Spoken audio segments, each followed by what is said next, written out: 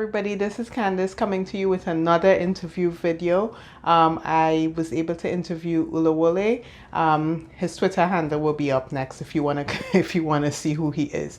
But anyway, he is a big Chelsea fan, and he's been a big Chelsea fan for a very, very long time. I had a really awesome interview with him. I have the timestamps down below so you can check out what we talked about, and you could jump to that section of the video just to see what he said about that specific topic. If you have your own opinions about different things to do with Chelsea, make sure you comment and let me know, and we can have a great conversation. I love talking to Chelsea fans. Love, love, love talking to Chelsea fans and asking all kinds of questions.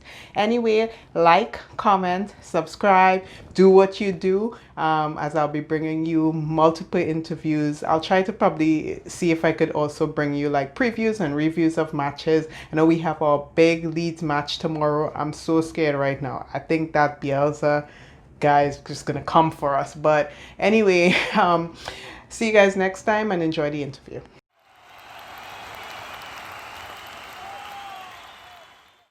I'm from Nigeria originally.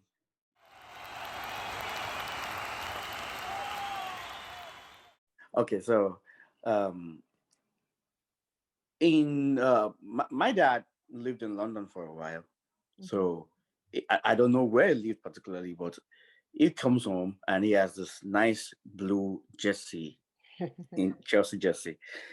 Chelsea did not really resound with me then, so um, because he likes football, we started watching football at home, and he has a particular interest in buying newspapers that talks about this English Premier League, and I start to read it, and Chelsea jumps at me. I'm like, okay, that's where the shirt comes from. So I began to watch them, not every time. So I began to watch when Ruud Gullit was the coach, was a coach slash player. So I watched a little bit of Chelsea then. Then when we had Ranieri, that was when I started following Chelsea fully. And I mean, I must be sincere. I think what draws me to Chelsea is their affinity for black African players, black and African players. That was what drew my interest in the team, because it's like I feel a part of me is being represented in the team. So that is one thing I really like about the team. And my interest jumped like 100% when Chelsea was able to acquire John Obi-Mikel. Right. I mean, that was a huge turning point for me. When he was going to Manchester United, I was sad. I was like, because, yeah, I was sad. I was sad because I felt like there has never been any successful black player in Manchester United. I'm sorry, as at then, as Right. at then. At the time, At they the had time. never. Okay. There had never been any successful black player in Manchester United. And this guy was just coming from winning the silver ball from the um, junior FIFA. So he's a huge talent. I'm like, wow, you going there? Right. I would prefer you stay in Norway and come to Manchester United. And all of a sudden, Chelsea swapped in. I'm like, yes, that is what should happen. So that really, really picked up my interest. Yeah. Chelsea, luckily, I've always had black and African players. I mean, we can talk about the likes of Makalele. We can talk about the likes Right. of what's it called, DJ Drogba. I mean, these players were there before John moved in. Right. I mean, but John Mikel being a Nigerian, I think that is one of the reasons why you'll find a whole lot of Nigerians too following Chelsea.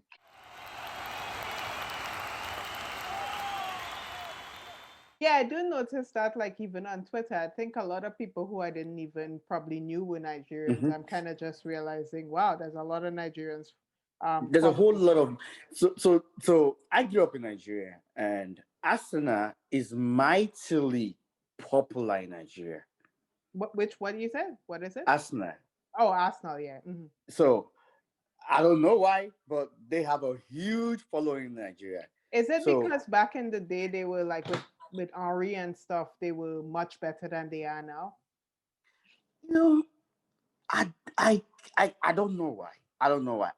I begin to think that it might be one of the reasons why I follow Chelsea too.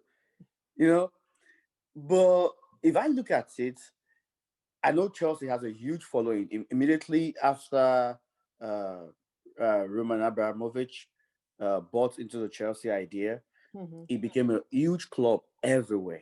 Mm. I mean, the growth in Africa was immense. Wow.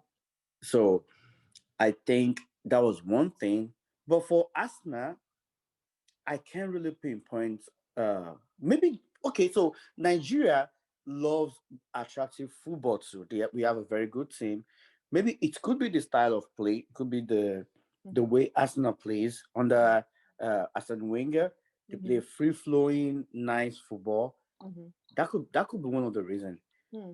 Does it have But a huge Manu following as well? I know a lot of places have a they huge do. Manu They following. do in Nigeria. I mean, Nigeria is the most populous black nation in the world, and they do have a whole lot of Manchester United following as well. So those three clubs, I began to see a lot of Liverpool fans too. Mm. I mean, in the last decade or so. But is Yeah, that people kind of jumping ship now that Liverpool looking good? I don't think so. I don't think so. Okay. Okay. I mean, when Liverpool was really, really suffering, they still had following in Nigeria. Oh, okay.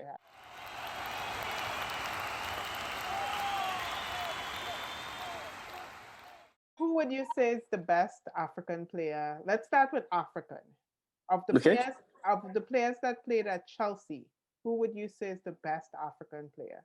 Would it I be mean, that's a very unique question. I'll tell you why. Because my top two best players in Africa all played for Chelsea. really? Yes, and that would be Samuel Eto'o and DJ Drogba. Oh In wow. that order. Oh wow. You put Eto'o Yes. above Drogba? All right. All right. So, thinking about the achievements of Samuel Eto'o in Barcelona, I would say he was a better. I would say he was a better striker than Drogba. Ah. But I never liked him until he played for Chelsea. See, I mean, he won. He has won. He won more African Footballer of the Year. I think four times, 4 or 3 times. I'm not too sure. And he played for the best team at that time. I Mm. mean, if he was playing alongside the likes of Messi and Ronaldo, and he was scoring goals every season, I Wow. mean, he must be doing something right. Right. It Right. must be doing something right. So, and looking at how big Barcelona was at that time, you can but say he was a very good player. Mm. I mean, so, and when he came to Chelsea, I'm like, okay, I don't have to argue. I don't have to beef him anymore. As long as I played for Chelsea, and even I think he spent 2 seasons at Chelsea or 1 season.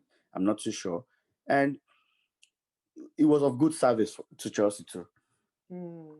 I remember his hat trick against Manchester United. That was beautiful. I mean, yeah. So you can't take anything away from him. So, Even though, mm. even though I think Didier Drogba is more of a Chelsea legend than him. So if I think in terms of Chelsea, I'll think Didier Drogba. If I think in terms of Africa, I'll think Samuel Eto'o. Well, to be fair, Drogba spent way longer. If you Drogba spent what, however many seasons at Chelsea, so he's a Chelsea It was. legend.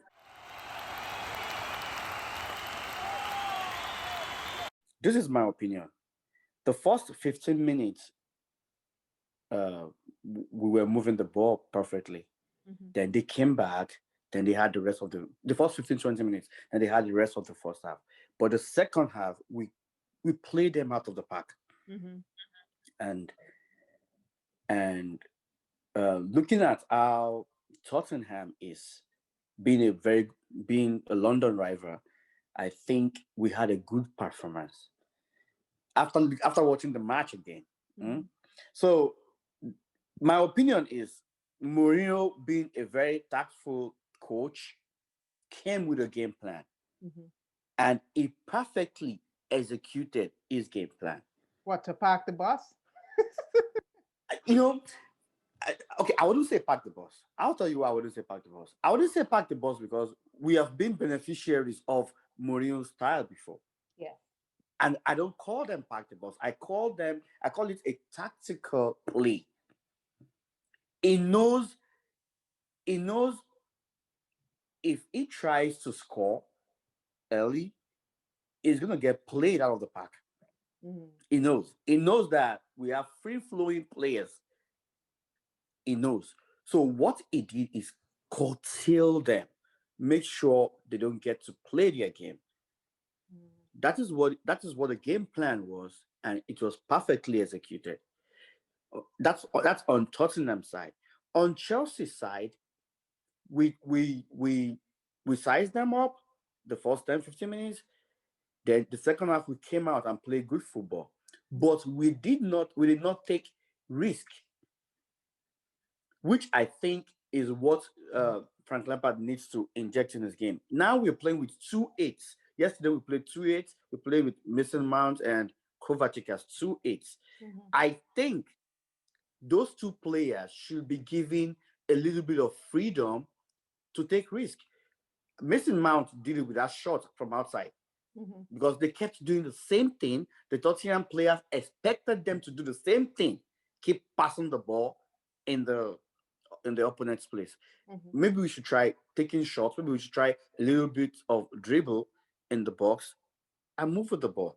But to be fair, though, we could have won the game. So what do you make in terms of like Tammy not connecting with the header and Giroud not being able to chip the ball over Lloris? I think Ziyech even had a moment where, he could have had a shot on goal and he kicked it over. But what do you think of Tammy in general? Like, should he be ahead of Giroud at this point? Okay, so I don't know why people are picking on those players. I don't know why. To the best of my knowledge, these players are delivering. They're playing exceptionally well. Yes. Tammy was exceptionally brilliant yesterday. He missed a couple of headers, which could be turned down to mistiming. Giroud could be on the pitch and could still miss those headers as well. Yes. So I don't know why. I don't know why some Chelsea. I don't call them fans. I call them feather fans. I don't know why they're picking on those players. Mason Mount is excellent. Yesterday it was excellent. Kovacic was excellent yesterday. Tammy Abraham was excellent. When Giroud came in, it was excellent. Right. We missed a couple of chances, and so what? Right. I mean, what about the ones they've been putting in all season long? Right. I mean, I was a little bit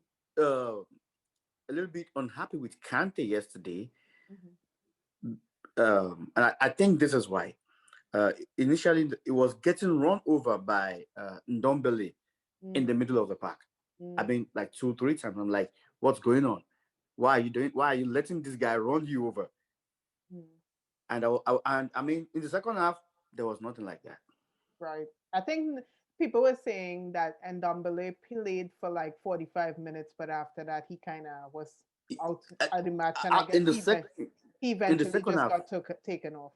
Yes, in the second half, it was out. But in the first half, it was getting the second balls. It was rubbing off Kante. I was like, what's going on? Why are you letting him do that to you? And Kante was not getting the support he needed because Kovacic and Mount were always going forward. They're always good. Yes. And I was like, why are you letting him run off you? So Kante a little bit yesterday was a little bit jittery. I don't know why. I don't know. But to be fair to him, he's been playing pretty much every game. And even the one game, even in Rennes where Jorginho started, they wouldn't remember Jorginho was getting kind of run over, so then they had to bring Kante in. That was supposed to be his rest game. Yes. But he couldn't rest for the entire game. So I mean, you might start seeing I guess we might start seeing some tiredness from him. Yes. But go ahead. All over, I think it was a very good game.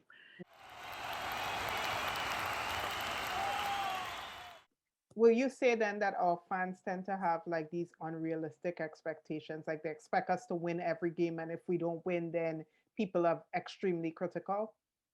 Okay. people forget the team we're playing against. They forget we're playing against a Mourinho-led team.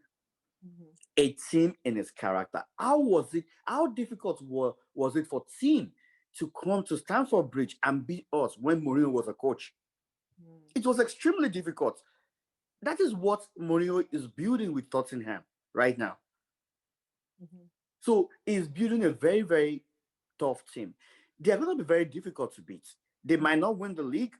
I pray so, but they are going to be very difficult to beat. Mhm. And if Frank Lampard can make Chelsea that difficult to beat, he's really, really achieved a lot. Right. I was reading Mason Mount's interview a couple of days ago. He says he doesn't watch the social media, and that is the best thing for them. Yeah, I think so. I've always said that. I feel like if you're a player, like you can't be on Don't social, like just yes, have just somebody else manage it for you exactly, and try to exactly. not bother with it because people are extremely critical. What did you make of all the people who were saying Which Lampard out, like you oh gotta go, god. like So okay, so this is what I think about the team. I think they are in the right direction. I think we are building a very, very strong team. I think Frank Lampard is doing a very good job. He's competing, and that is all we need. Mhm. That is all the Premiership is about. Just compete. When you put a team on the pitch, make sure you're not losing the game before the game begins. right, You know, and that's all we need from Chelsea right now. right, You right. know, I just am, compete. and I feel people have a short memory because with They Sarri, do. I feel like with Sarri 2 years ago, when we went into a game, we weren't sure we were going to win any game at all, Exactly. like any game. I Exactly. remember every single game, I was like, I think we're going to lose. I think we're going to lose. Exactly.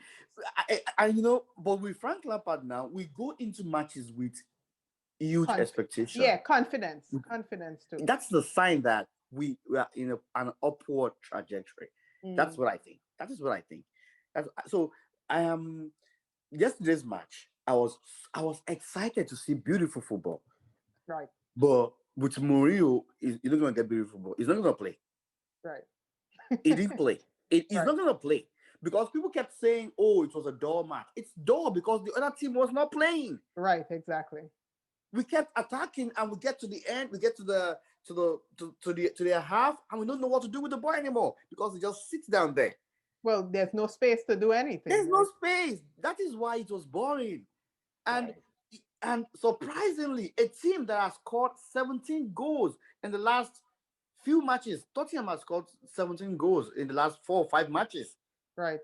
and they were comfortable sitting down, not doing anything. That's a sign that they knew that if they came out to play their football, the boys were going to rip them out. Right. They knew. Right. Right. So that is respect for Lampard. And then also the fact that we did a really good job shutting down Hurricane and Son. They were pretty Yes. much out of the game. They couldn't Yes. do the counter attacking thing that they Yes. normally do. They So, were they were definitely defending. They were part of the defense. They were part well, of the defense. all They all were, all the players were part of the defense. exactly. They were all defending. So you asked me a question. Should Giroud be starting above Tammy now? Hmm. Hmm. All right. As much as I love Giroud, I Hmm. think Tammy needs to be starting every match. Hmm. People keep saying, uh, uh, play Werner as a striker. Hmm.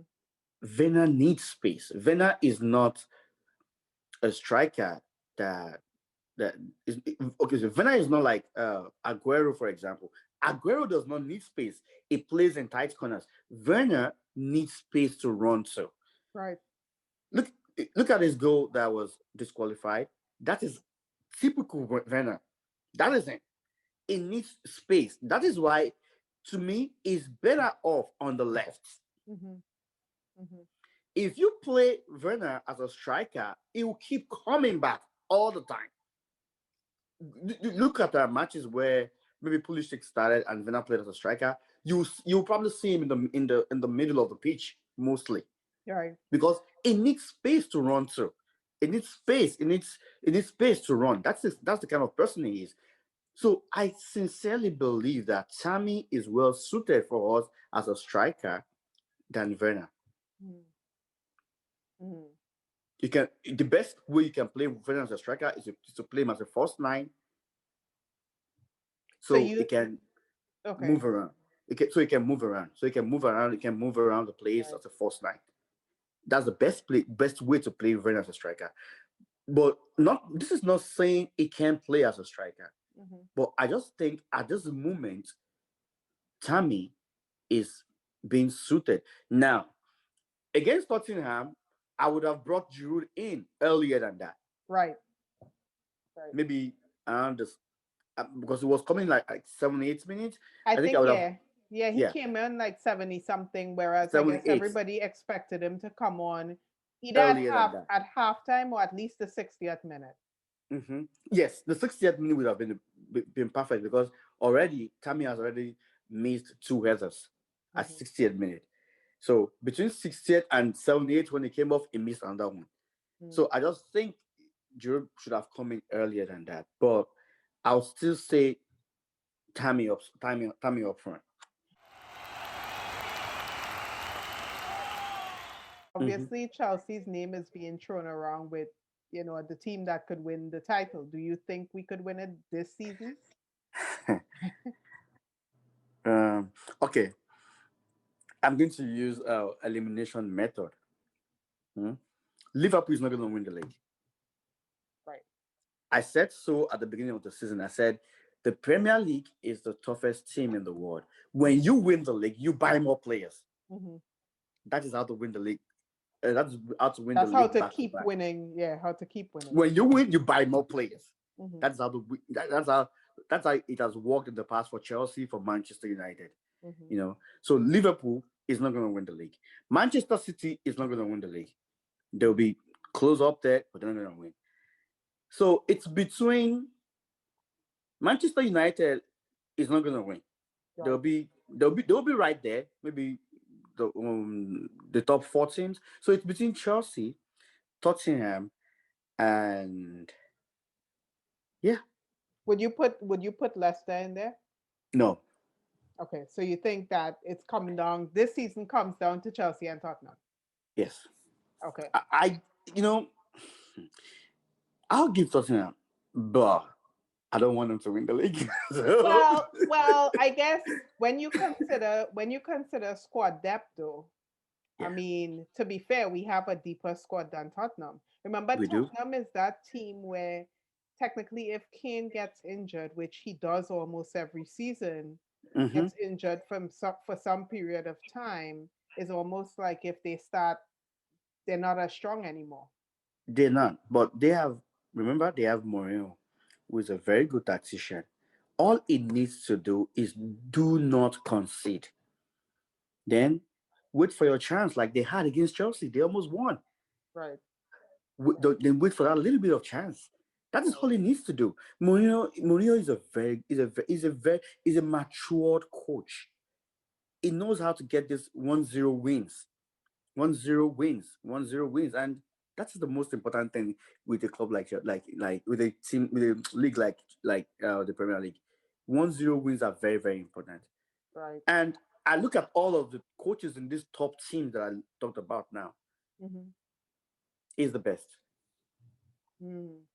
And he has built a team. He has begun to build a team in his image.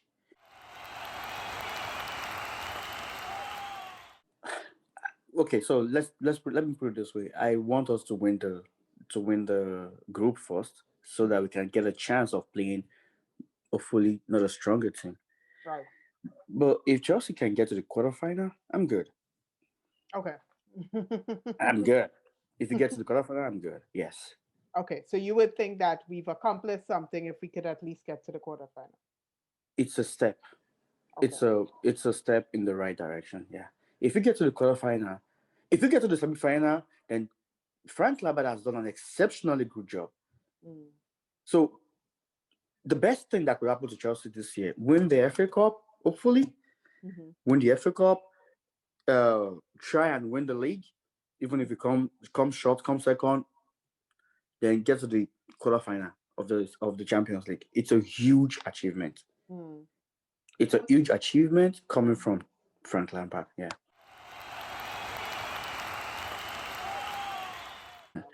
The biggest culprit is Liverpool.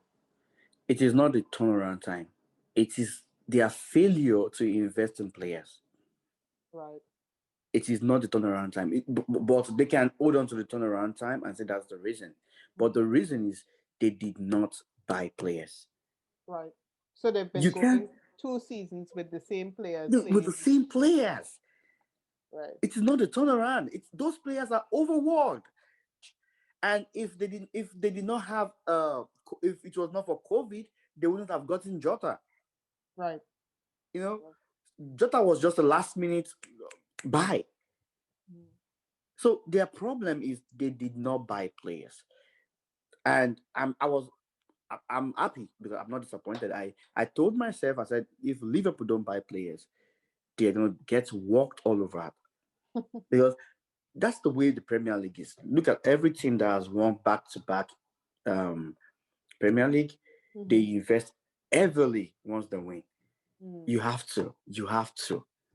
So So the only teams complaining is Liverpool. Manchester City is complaining a little bit because they have had a not so good window. They didn't buy good players. Then Manchester United is not complaining. They have a big squad. A team that has Don van der Beek on the bench.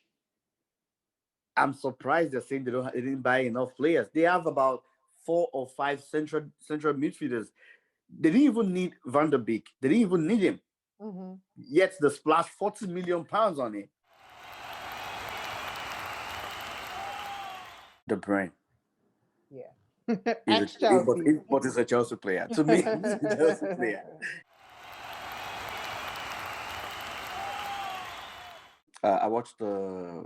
I'm beginning to watch the German Bundesliga now. But I never used to. But now that everybody that leaves the Premier League becomes a star there, I'm like, okay, something good must be happening there. And with Dortmund, they have so many young players that team is woof. I really love Dortmund, but I watch the La Liga. I watch La Liga all the time. But even though I watch it because of Real Madrid, I watch it because of Eden Hazard. When he was leaving, I remember tweeting out, or either I was on the Chelsea app or something, and saying, "Look, I am kind of scared that he will go to Real Madrid and he will not be the Hazard we know." Right. And at the time, I was more thinking like, I'm not sure how he was going to play, but just the fact that he went over there and I mean, every 5 minutes he's injured. I mean, they're saying that I think since he went to Real Madrid, he's been injured something like 9 times or something. 9 times. I was reading it today. So Eden Hazard is my favorite player of all time. I really like him. And like I said, I watched Real Madrid because of him. I watched the match, the last match he got injured in, and it was sad. It was a penalty. I mean, this guy kicked him in the box. Wow. But the referee did not see it. So I just think he's unlucky. Okay. I just think he's unlucky. Now, if a player of Hazard status decides to go to Real Madrid, the advantage is that is not in Chelsea. Hazard was like our main star. Right. So when he goes to Real Madrid, the advantage is that he's not the main star. So Hazard in Chelsea does damage because we give him the ball every time. So once you give him the ball, okay, so you give Hazard ball 10 times, he's bound to make magic at least 2 or 3 times. Right. But in Real Madrid, he hardly gets the ball. He has to go look for the ball. The last game, I noticed that it seems like they gave him like a free roll, sort of. So he was getting on the ball more before the injury. I just think he's unlucky. I feel for him. I really, really feel for him. I really feel bad for him. But he's a guy that he doesn't take anything serious that much. He's a very funny guy. He wasn't really feeling bad when he was leaving the pitch. So I hope that spirit really helps him. Do you think But we'd see Prime Hazard again at some point? I pray so. I pray so because that kind of star should not die like that. Yeah. No, I pray so. He's just 28 for God's sake. No, I pray it comes back stronger, really. Do you wish, seeing what happened with him, do you wish he had just stayed? Okay, so Hazard paid his due at Chelsea. Hmm. He deserves the Real Madrid move. Right, because it was his dream. Yes, he deserves. It deserves. I mean, having played that much for Chelsea, you deserve to make your dream come true. You deserve it. So I don't look back at it and say, "Oh, I wish he had stayed." No, I just wish him happiness wherever he is. Really, that's.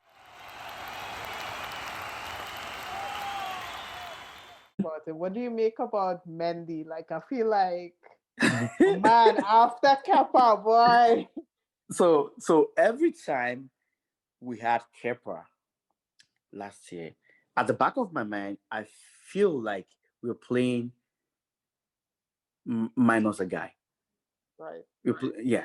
But now, I don't even think about Kepa. I don't even think about Mendy because I just even the shot he kept out last night, yesterday. I knew he was gonna do that. I knew that wasn't going in. I knew it wasn't going in. I knew it wasn't going in. So my opinion now is that every time we're playing, I feel like we have a keeper. We're full. We're not playing as a minus one anymore. Right. I remember thinking to myself, like last year, whenever the other team was attacking, I was nervous that I was like, they're gonna score. They're gonna score. But this year, when the other team starts attacking, I am like, Mendy's gonna save that. Like unless at this point, unless a defender makes a mistake, like Mendy's pretty much probably gonna save it. I agree, and I'm sad that it took Chelsea a long time for us to cut our loss with Kepa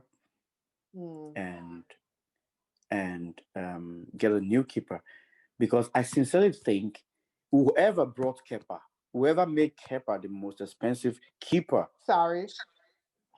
I sincerely don't think it is Sarri. I think it's the scout, someone in the scouting group. I think that person needs to pay with their job. Now. No, but I think it's Sarri. From my understanding, if I'm not mistaken, when they hired Sarri for Chelsea, Sarri literally said, "I need to bring Jorginho with me, and I need this keeper from wherever, Real Betis or wherever he was from, to come in as well." From my understanding, so Sarri, it's not like Chelsea was looking at Kepa. Sarri was the one who was like, "You want him? Yeah, he wants him." Then it's sad then, because I knew they were going for Alisson. Right. But we didn't want to pay 60 million for Alisson. So after we didn't want to pay 60 million for Alisson, we end up paying 62 million for Kepa. Wow. Yeah. So I just feel it's sad. It's sad. Yeah, I know Marina is magic, but I don't know how she's gonna get that money back. I mean, I read somewhere that it might be going on loan, maybe to Napoli or Valencia. I'm not too sure. I mean, if we loan him about 4 or 5 times, we'll get the money back. That's true. That's probably what. Instead of trying to sell him now when he out of form, like just loan him out, and eventually get the money back.